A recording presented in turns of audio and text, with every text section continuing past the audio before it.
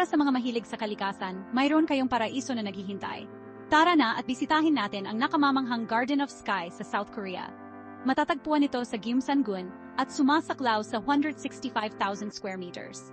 Dito, makikita mo ang iba't ibang uri ng halaman mula sa buong mundo. Maglakad-lakad sa mga themed garden tulad ng Mediterranean Garden, ng Malagong Tropical Garden at ng Payapang Water Garden.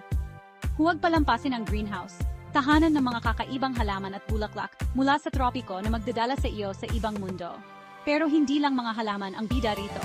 Mamangha sa mga nakakabighaning tanawin ng Gyeonggang River at mga kalapit na bundok mula sa iba't ibang viewing spot tulad ng Sky Bridge at Observation Deck.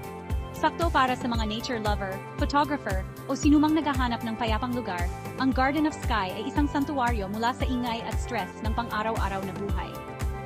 Planuhin na ang iyong pagbisita at tuklasin ang isang mundo kung saan kagandahan at katahimikan ay naghahalo. Handa ka